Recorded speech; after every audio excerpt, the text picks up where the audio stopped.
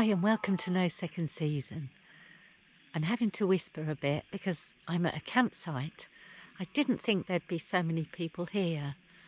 When I say so many, there's perhaps, I don't know, 6 or 8 other people, but it's a very long campsite, so I'm not too close to anyone. Now it's Friday the 13th of September. We're just into spring here in New South Wales, and I decided to try and fix the problem I have of getting out the house on a weekend. I thought I'd leave straight from work and come camping. And so that's what I did. I left work at about 5:30 and I've come to a place called Mannus Lake in the Snowy Valley. It's about an hour and a half from Albury, and I'm going to camp here for a couple of nights. I've brought my bike with me and I'll have a little cycle, and I've got a new hobby that I've got to show you, and I hope to get going on that. I've got a cold and I'm hobbling a little bit. I've only just got back to my skateboard after around 8 months off. I've only been 4 times this year, and I had a couple of falls on Wednesday. One fine, straight onto my back, not too bad, but the other one I twisted my ankle, twisted my knee, and I've done something to my calf muscle. So I'm hobbling a bit on my right leg, so I need to take it easy because I want that to heal. I've just arrived at the campsite. It's about 7:45, so I'm just going to go and have a look at the toilets, do a wee, and then get my head down. Oh, yeah, toilets aren't too bad at all. I'll turn you off while I have a waz, shall I?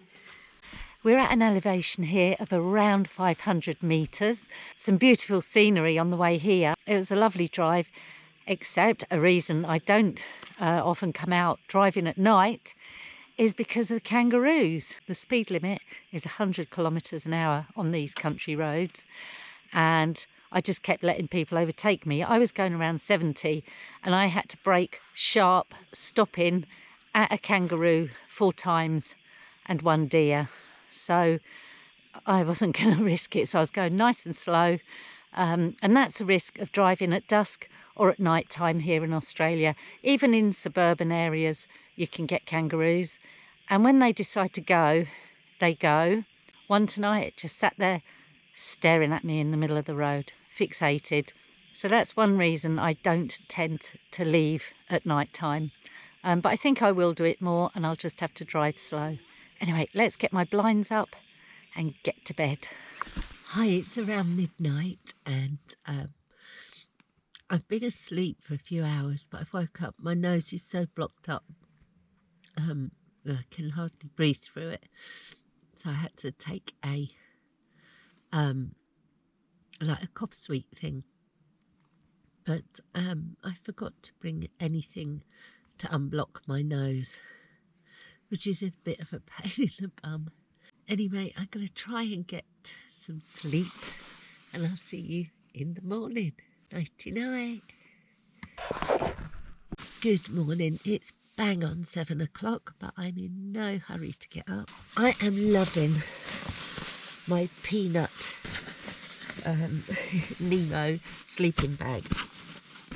So again, I've not had it in the -7 temperatures that it's comfortable to, but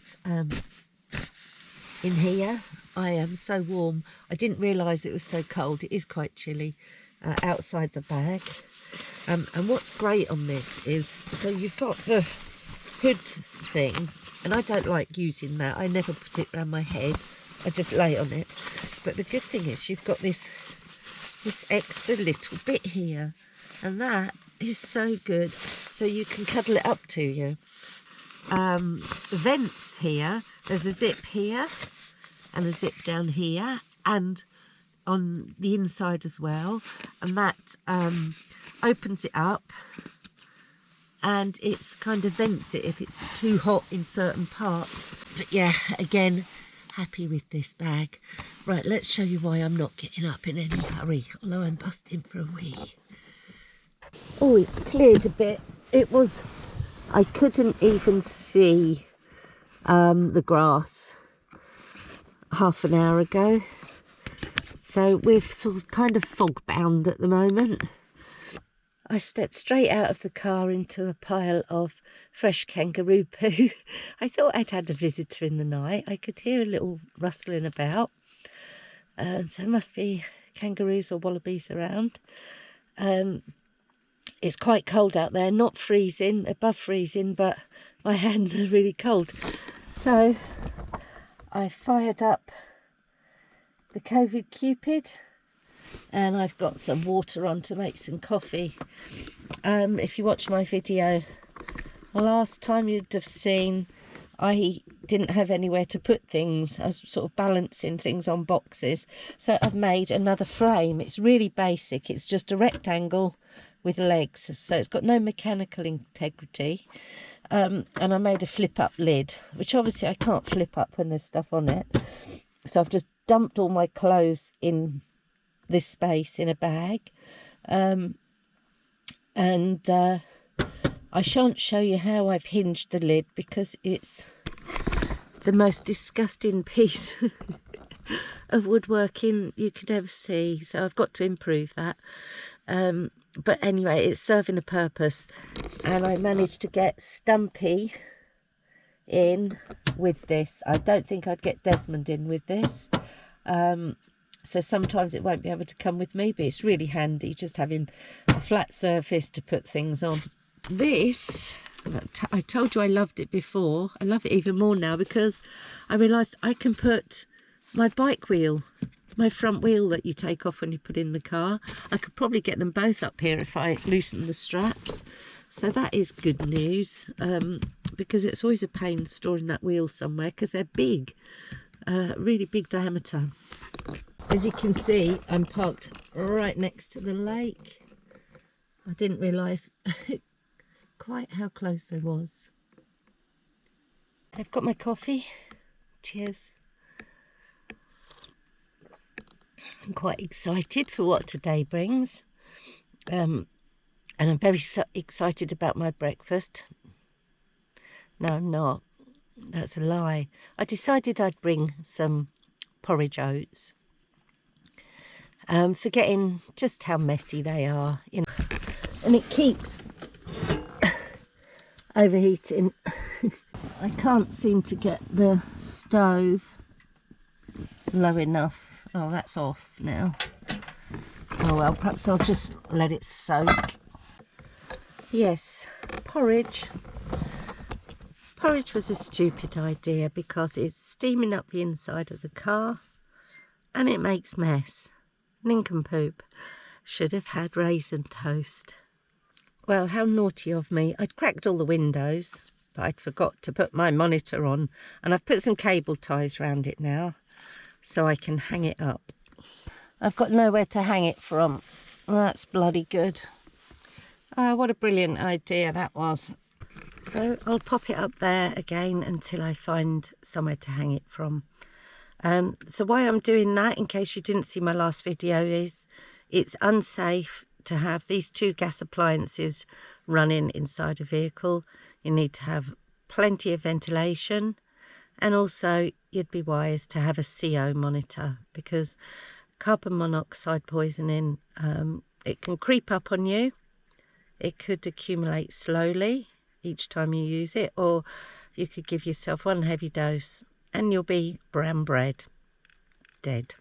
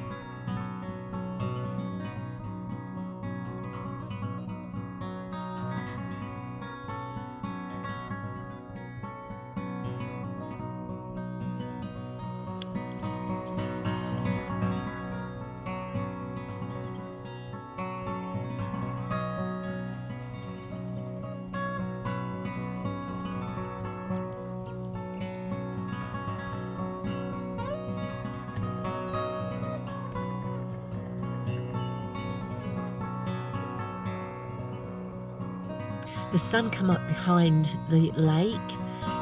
So I've got the lake to my left, a forest to my right, and it looks like a man-made forest of pine trees, which I don't think are native. And the sun has risen above those trees. And I've just watched the fog just evaporate. It's virtually all gone, and it's becoming quite sunny now. For a pine forest, it actually looks quite pretty. They're usually very dense, which this one is, but there is some light getting in, and there are some smaller trees growing. There's lots of beautiful birds. I just missed capturing. They have like a robin redbreast here, but it's bright red and it's slightly bigger than the one in Europe. So I just missed getting that. My camera won't mount, so I can't use it on the tripod. And when I was filming a parrot, every time I went to zoom, it said turn it off and turn it on again. And I did that 3 times, and then it said zoom error. So I think my camera may be at end of life, which is a right pain in the butt, because I got that one cheap from Officeworks, and I've been looking for a bargain ever since. It broke, and there's nothing to be found, so it's a bit of a pain.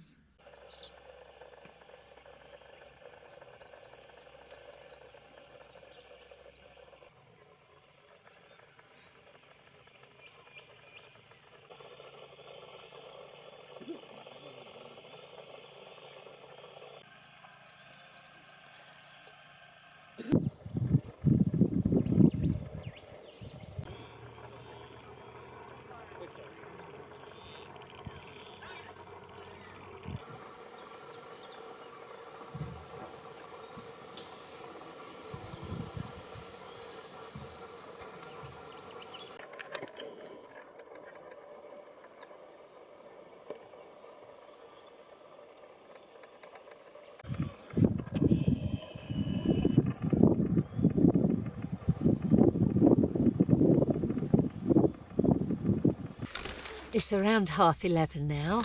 I've got Stumpy out. I'm not going to do anything mad on him. I'm just going to ride back up the road I came in on to try and engage in my new hobby. And you'll see what it is when I get there. I'm just having a cup of coffee and something to eat, a little snack, and then I'll get going. Cheers.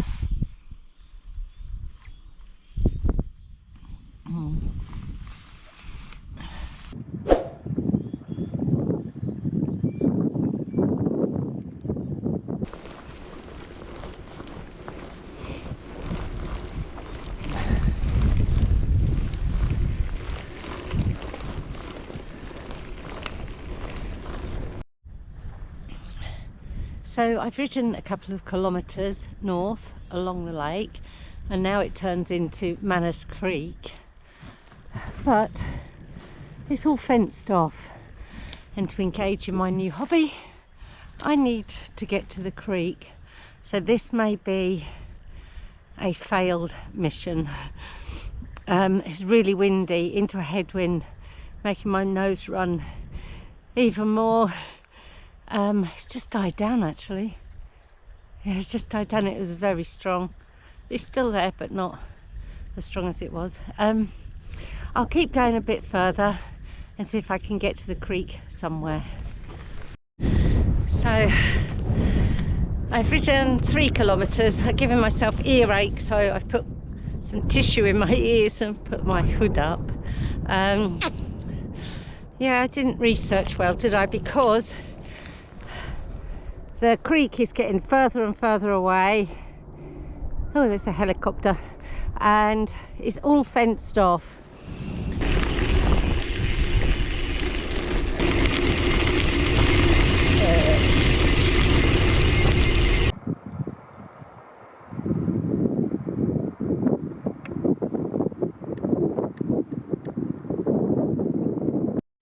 Okay, so I've ridden on for a couple more kilometres, and I've got to a piece of the river, And I've got to a bit of the creek that isn't fenced. I don't know if I can get down there though, because there's brambles.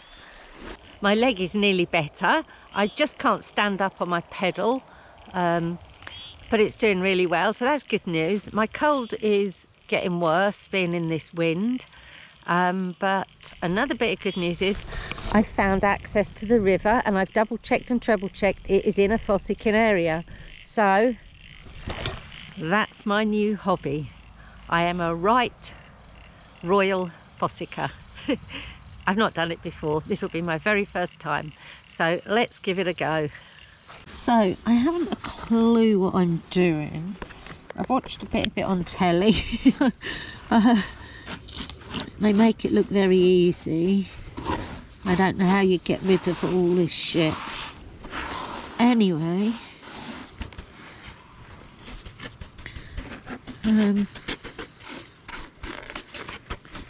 Yeah, I don't know how they reduce it down like they do. I need to watch some more videos.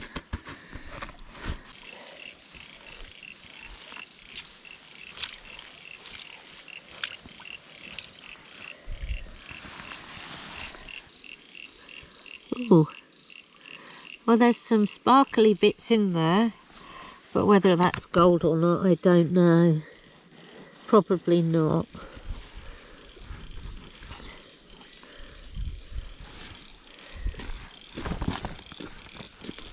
But they are sparkly. Yeah, I think they're just some sort of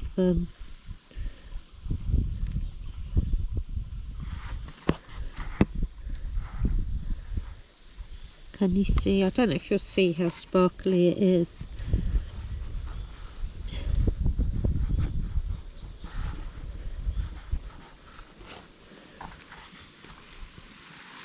But it's amazing the variety of colours of little stones that are in here. Okay, so I had me a go at some fossicking. There's no gold where I was, but it's my first time. Look at those clouds. It says there could be rain at 4 o'clock. It's now 2 o'clock, and I've got 7 kilometres uphill to get back to my car. So I think I'd better go. I think that rain is imminent. Oh, it's blowing over right now. Damn it. Anyway, if you wanted to come to Mannus Lake, this is the Gingelic Road. And you turn off Gingelic Road here onto a dirt track for, it's around 5 kilometres of dirt track. Some of it is corrugated. And it's undulating, and it is also part of the Hume and Hobble walking track, something I'd like to do one day.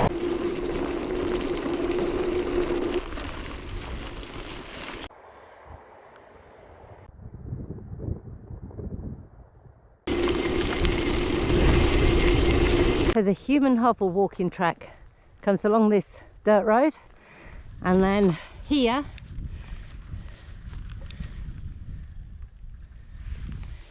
you cross into this paddock, and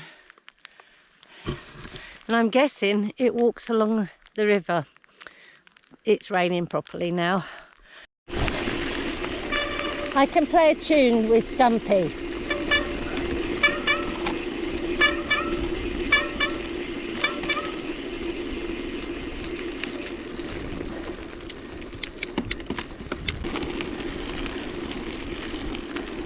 I'm not sure whether to stay or not. Are these clouds going to clear? I better check the forecast. It's stopped raining. There's only spits and spots now. Obviously I need to get this stuff out to get Stumpy in and then put it back in, but I don't want to do it if it's going to rain, and Stumpy's wet at the moment. Let's see if I can stand him up and dry him out.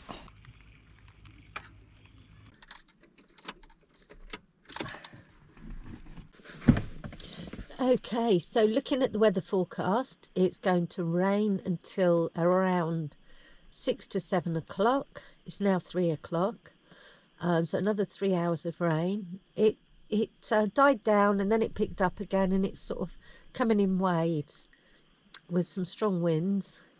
But the funny thing is, it's supposed to stop overnight, but the temperatures are supposed to drop into something like -6 overnight. So if that rains, it's going to be snow.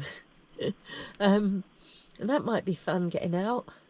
Might be fun getting home, because there was some proper sort of steep inclines I was coming up and down to get here. And I might have me a little granny nap right now.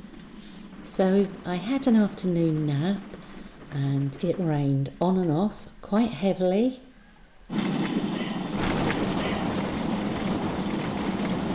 For the next couple of hours, and then when I woke up, in the northwest was this beautiful sunset, and in the southeast was this marvellous rainbow. It was such a pretty sight. I got out and took some photos of both. It was really hard to decide what to film. Hi, I was going to tell you a disappearance story, but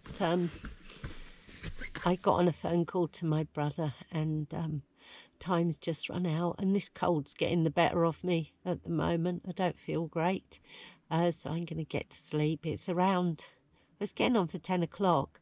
Anyway, I'm going to try and get some sleep, so I'll see you in the morning. Nighty-night. Morning, it's 7 o'clock Sunday morning, and the weather forecast was correct. There's a heavy frost. My windows won't open, and I struggled to open the door of my car. There must have been some freezing rain as well.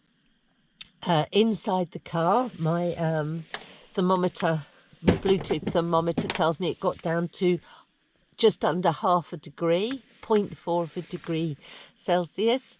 So it was chilly in here in the night. My sleeping bag, I did get a little chilly occasionally. I've got one layer on, and I didn't have my woolly hat on. I couldn't find it. So I was probably losing a bit of heat there. So I was a little bit chilly in this bag in one layer at sort of 0 degrees.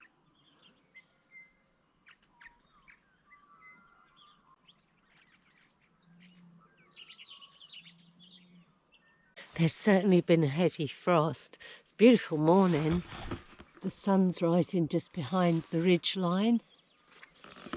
The mist is slowly clearing over there from the lake. It looks very pretty and all very tranquil. No one else is up yet. There's some people over here.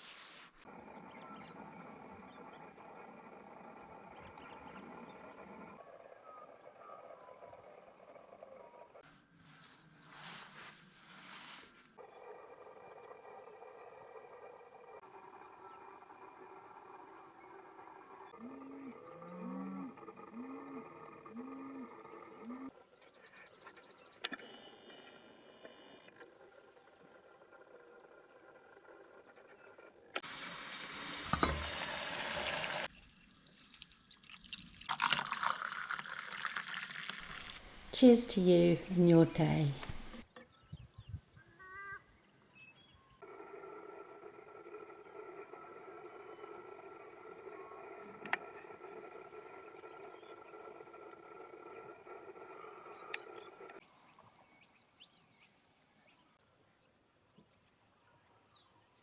It's so great just hanging about here, drinking my coffee, just making some raisin toast. Foolishly, I put my foot, which was freezing. It looks nice and sunny, but it's bloody freezing out there. So I put my foot on the Cupid, which now means I've got to get up my clothes to get some fresh socks, which are under there. So it means a bit of unloading and dicking about.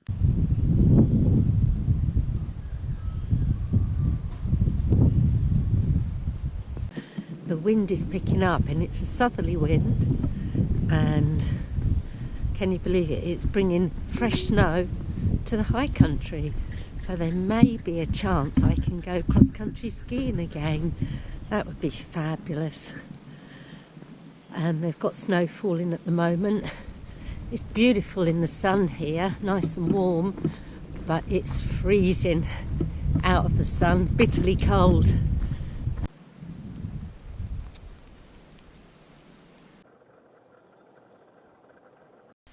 I'm just setting off on a short hike through the woodland behind Mannus Lake. And while I do that, I'll tell you a little bit about the region. Mannus Lake sits in the Snowy Valleys Council area. The Wiradjuri, the Walgaloo and the Ngarigo Aboriginal peoples resided in this area for thousands of years before the white settlers migrated to Australia. There's some debate as to which specific Aboriginal tribes the land of the nearest town, Tumbarumba, sits. It's said that the Wiradjuri Tumarumba word means that Mother Earth is talking, and the word Tumbarumba in the Ngarigo language, as said by the elders, means a place of large trees. The first Europeans into the area were the explorers Hamilton Hume and William Hovell, hence the Hume and Hovell Walk, who passed through in 1824 on their way overland from Yass, south of Sydney, to Port Phillip in Melbourne. By the 1830s, settlers had moved into the area. Gold was discovered in the Tumbarumba district in 1855, with the goldfields still being productive up into the 1930s. In 1921, a branch railway reached the town, closing around 50 years later in the 1970s. Tumbarumba has a claim to infamy in the bushland between Tumbarumba and Copperbella. Bushranger and wanted man Dan Morgan shot and killed Sergeant David McGinnon. We'll hear more about that story on my way home. Today, the town of Tumbarumba is a service centre for the surrounding district, with vineyards, blueberries and timber being the main industries. Where I'm walking right now is on this ridge line. I'm roughly where the red circle is, and just 4 kilometres over the ridge line is Tumbarumba. I'm really impressed by this ridge, and I do wonder about what geological force created it. It's quite impressive.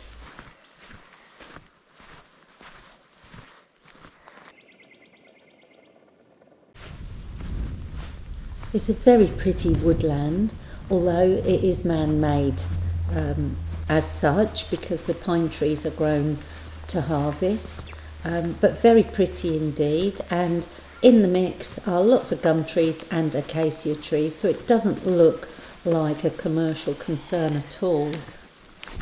So how did Mannus Lake get here? Well, a gold miner by the name of Nathan Gitchell, by the use of dynamite, blasted a tunnel through the hillside near Mannus Creek to divert water from the creek bed so that the creek bed could be mined. Over 100 years later, and I can't find out any specific dates, but I'm guessing perhaps in the 1960s, the current owner of the land, a guy called Ellis Williams, built the dam across the Manus Creek, hence forming Mannus Lake. And he did this specifically to divert the water through Gitchell's tunnel so he could mine the area. Alas, in October 2010, the Murray-Darling Basin was inundated with water.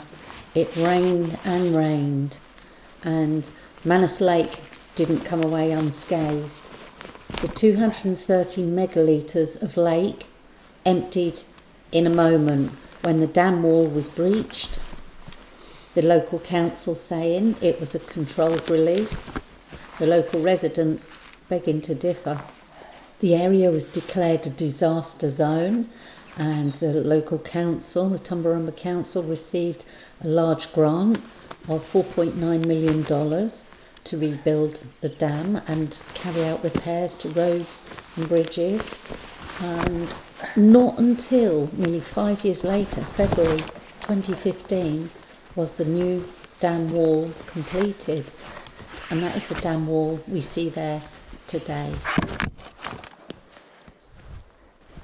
Here I took a walk off the trail to have a look to see if any of the creeks were running, and I couldn't see any running at all.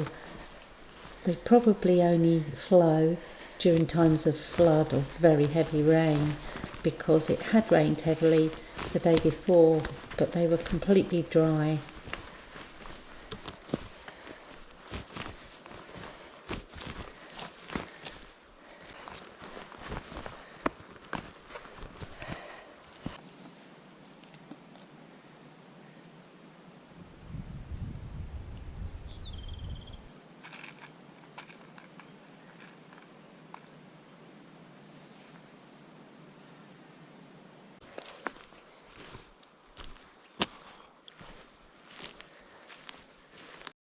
So I'm still on this wonderful short hike, and I've stepped off trail.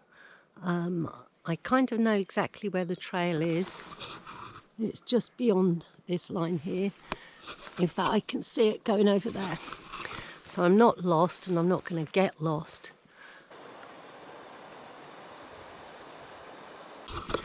It's absolutely beautiful. It's silent except for the wind blowing the leaves and the bird song. I'm really enjoying this, and I'm taking my time. I'm not a great hiker. I've got a short attention span. This is only 3 kilometres, so it's not very far. But I'm thoroughly enjoying it. Looking at the tracks, I could have done it in Madge Padge. I've done worse, so I'd be happy to drive up here. I don't think I will. Well, I might do. We'll see. Anyway, let's get on with this hike.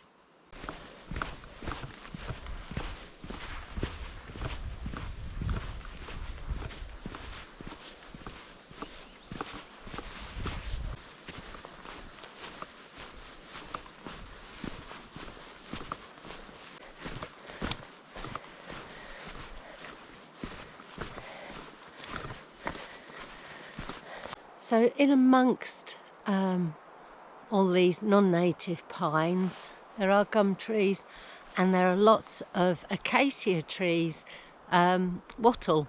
And for non-Australians, if you wonder why their national colours for sports teams or athletics are gold and green, it's because of the wattle, a very, very common sight in Australia.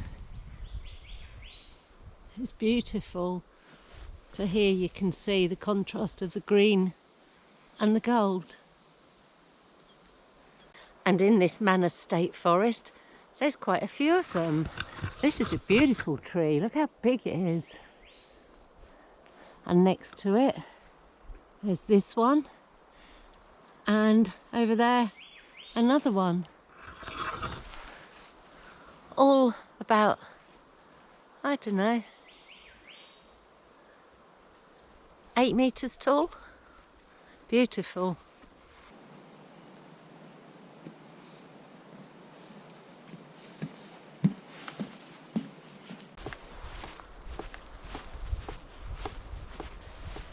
There was lots of kangaroo activity in the woodland. I couldn't capture one on film. They were very elusive, as were the birds, but there was plenty about. It was absolute pleasure just strolling slowly through this beautiful forest. This is just a part of the Mannus State Forest. It drops south quite some way and opens out into a much larger forest with the Manus Creek flowing through it, and instead of a sedimentary base, it's running over granite at certain points, and there's actually a waterfall as well.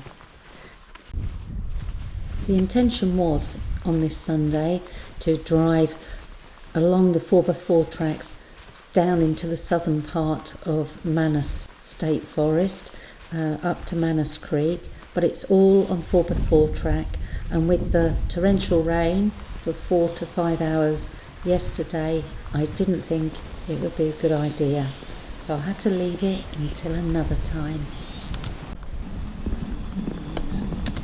I strolled over to see what these plaques said, but someone had set up their camp right on the tourist area, so I didn't hang around long. It was a bit awkward being in their camp.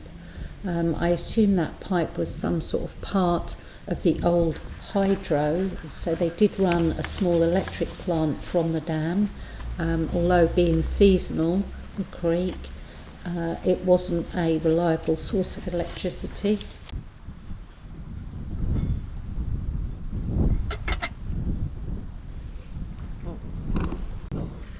There's a strong southerly wind blowing across. Hopefully that means more snow up the high country. So why would you come to Mannus Lake? For the camping, for the bird life, lots of birds. You could go sailing or fishing, and you could go hiking or four-wheel driving, or even mountain biking through those woods. It is beautiful, and I only went on like a 3 or 4 kilometre loop, and it is absolutely wonderful. I saw lots of kangaroos, couldn't capture any on film. Lots of kangaroos and lots of birds, very elusive, but it certainly was worth doing. So there's plenty to keep you occupied here.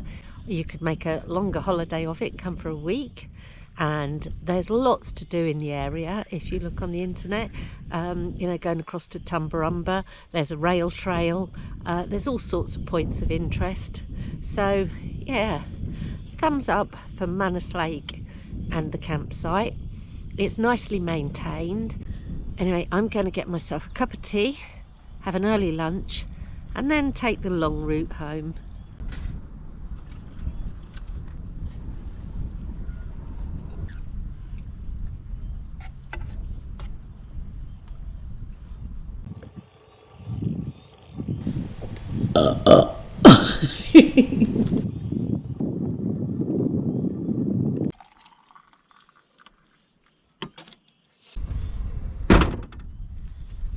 So leave no trace.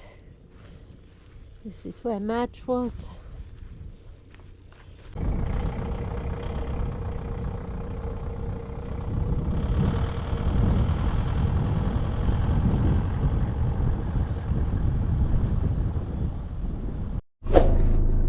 Madge gets a treat tomorrow. Oh look, there's a bloody fly. See this big crack in the windscreen? Goes from one side all the way to the other side. He gets a new windscreen tomorrow. Yes.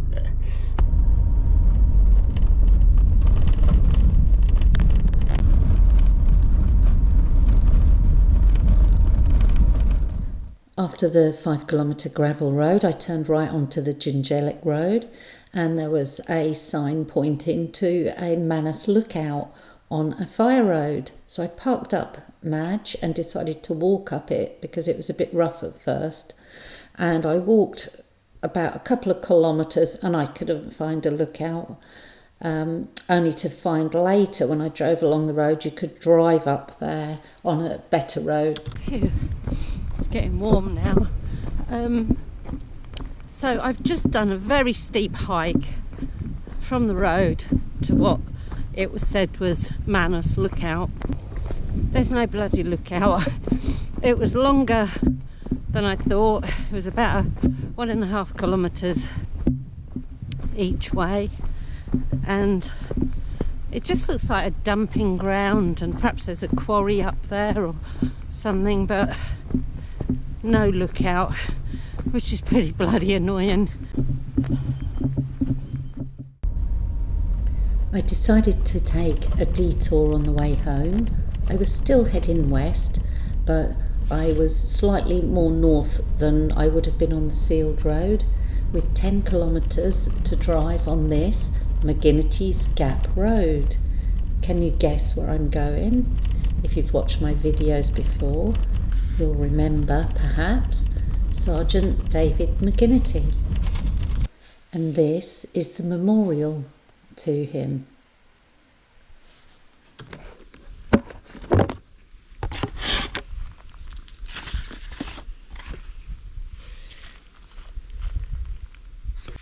And here's some information about Sergeant David McKinnon.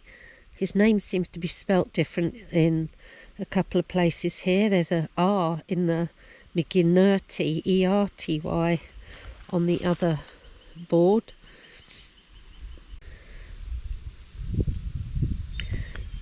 He had 4 children who then had to relinquish their police house. You thought they'd be a bit more considerate, wouldn't you? And she gave birth to a 5th child just 10 weeks after he died. But the baby died of dysentery, aged 7 months. How sad.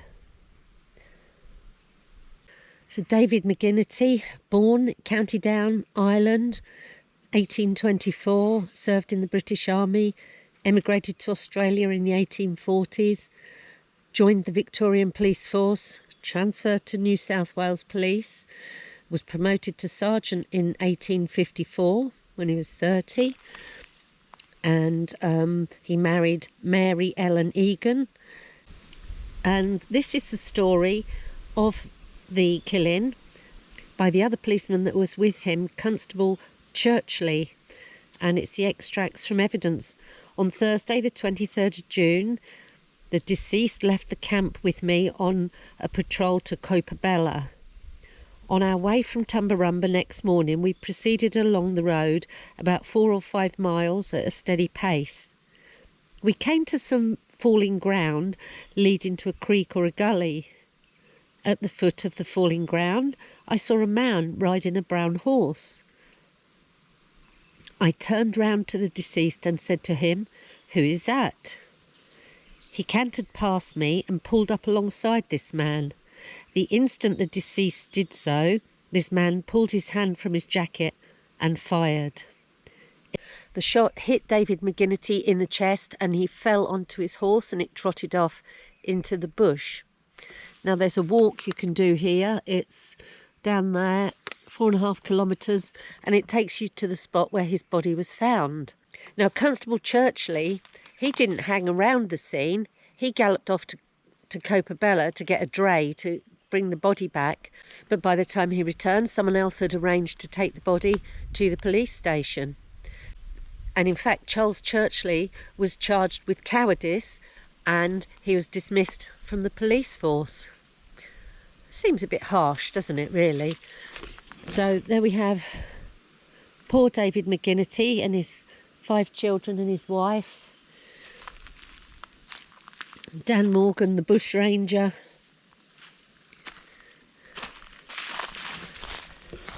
And it all happened down here. He wasn't shot right here. This is just a memorial to see where he was shot. We need to go on a little walk. Okay, so I may be going completely the wrong way because the signposts are terrible.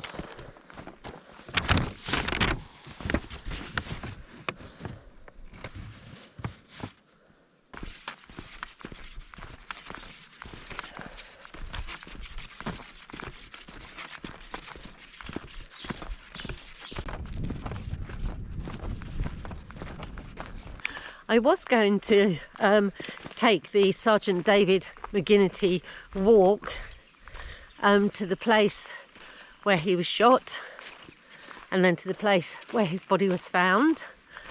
But as usual on all these walks, the map is terrible and there are no signposts, even though it says there are.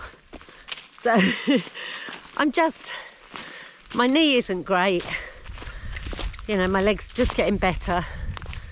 I'm going to go back to my car.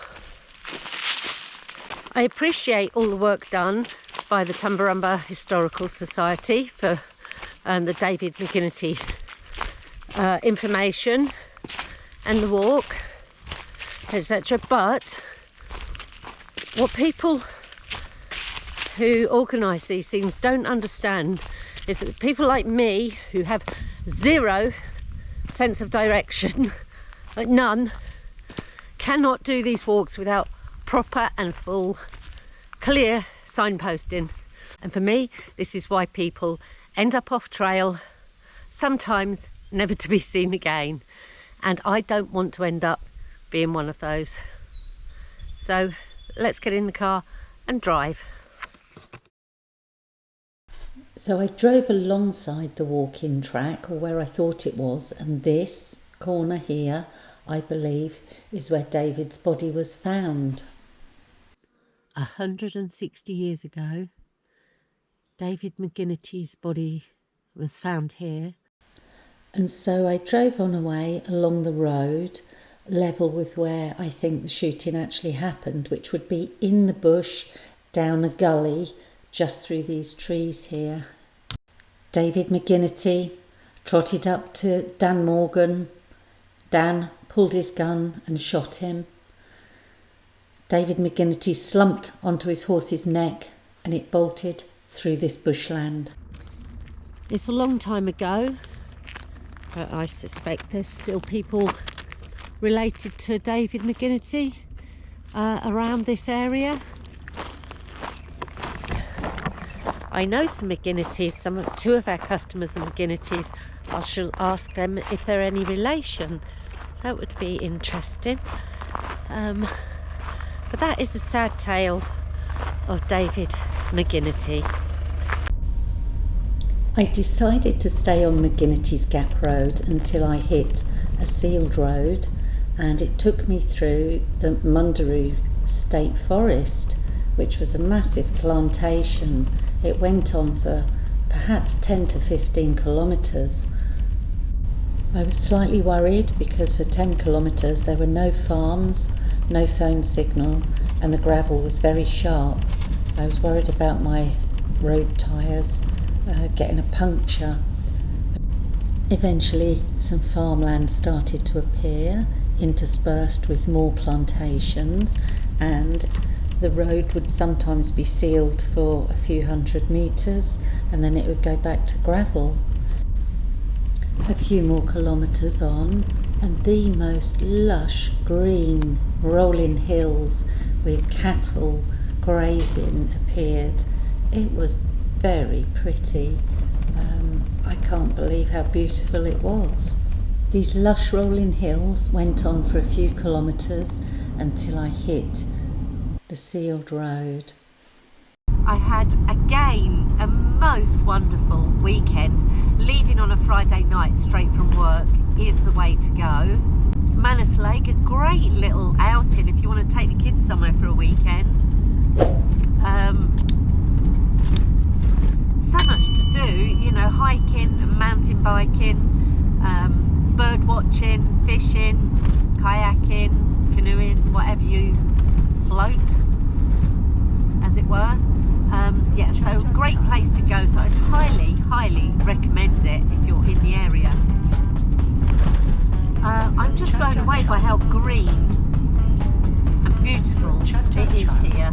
I hope you found something interesting in this video. If you did, perhaps you could signify that by giving us a thumbs up. It really does help the channel if you do that, because if I don't get any likes, it doesn't recommend my video to anyone, and hence my poor views. So if you did like it, please smash that button, and if you haven't subscribed, it would be great if you thought about doing that too. So I'll close this video here, and until next time, hopefully I won't have a cold again and my leg will be fully healed. I'm hoping that my next video will be a bike packing video. I'm hoping and praying, if the weather holds out, or it may be another cross-country skiing if the snow materialises up the high country, which would be good. I would find another ski before I get to bike packing. Thank you for joining me. So it's over and out from me. Goodbye for now.